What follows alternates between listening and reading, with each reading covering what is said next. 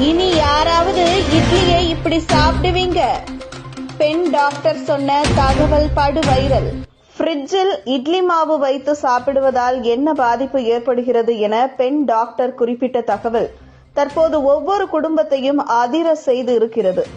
நமது உடலில் உண்டாகும் அனைத்து பிரச்சனைகளுக்கும் குறிப்பாக குளிர்சாதன பெட்டியில் வைத்திருக்கும் இட்லி மாவுதான் காரணம் எனவும் அது எப்படி எனவும் பெண் மருத்துவர் ஒருவர் கூறியிருக்கும் தகவல் தற்போது சமூக வலைதளங்களில் வைரலாக பரவி வருகிறது.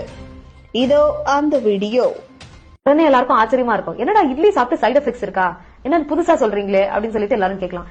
எனக்கு தெரிஞ்ச ஒரு 10 வருஷமா எல்லாரும் காலை மாலை அந்த டிஃபன் தான் எடுத்துட்டு வராங்க. அதுலயும் மெயினா இட்லி தோசை எடுத்துட்டு வராங்க. இந்த 10 வருஷமா தான் நிறைய அசிடிட்டி, நிறைய அல்சர் பிரச்சனை, ஜர்டன் சொல்லக்கூடிய பிரச்சனை, அதுக்கப்புறம் பாத்தீங்கன்னா குடல் புற்றுநோய்கள், குடல் சம்பந்தப்பட்ட பிரச்சனைகள், வீசிங், அதுக்கப்புறம் மூல பிரச்சனைகள், வாயில இருந்து ஆசன வாய் வரைக்கும் நிறைய பிரச்சனைகள், இது மாதிரி நிறைய பிரச்சனைகளை நம்மளால பார்க்க முடியுது. அது மட்டும் இல்லாம உடல் பருமன் ஆகுறது, நிறைய சுகர் பேஷண்ட்ஸ், கை கால் வலி, மூட்டு வலி, இதெல்லாம் நம்மளால நிறைய பார்க்க முடியுது.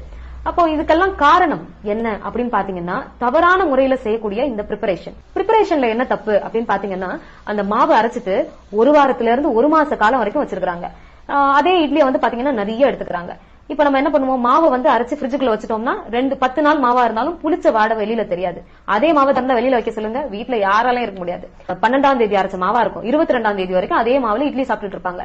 அந்த இட்லி என்ன பண்ணுவோம், நம்ம நம்மள தூக்கி ஃப்ரிட்ஜ்ல வச்சுக்க முடியாது, புளிக்கிறது தெரியக்கூடாது அப்படின்னு. நம்ம உடம்புல இந்த இட்லி போய் ஈஸியா புளிச்சு போயிடும். இந்த புளிப்பு கொழுப்பா மாறும். அதனாலதான் இன்னைக்கு கொலஸ்ட்ரால் பிரச்சனைகள் நிறைய இருக்கு.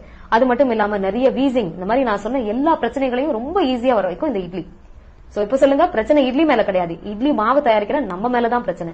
அதனால எல்லாரும் இன்னையில இருந்து உங்க இட்லி மாவு தயாரிக்கிற முறையை மாத்திக்கோங்க. தயவு செய்து அந்த சவப்பெட்டிங்கிற ஃப்ரிட்ஜ்ல யாரும் இட்லி மாவு வைக்காதீங்க. இப்ப எங்க வீட்டுக்கெல்லாம் வந்தீங்கன்னா கருப்பு இட்லி, அதாவது உளுந்த நாங்க தோலோட சேர்த்து அரைப்போம்.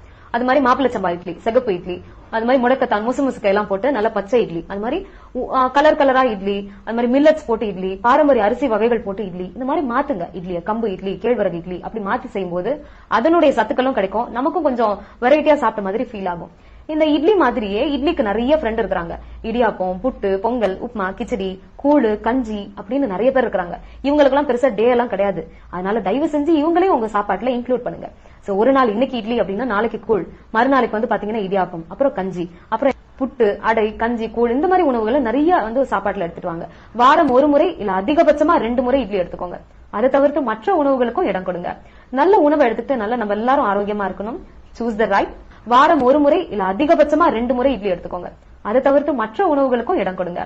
நல்ல உணவை எடுத்துட்டு நம்ம எல்லாரும் ஆரோக்கியமா இருக்கணும். Choose the right.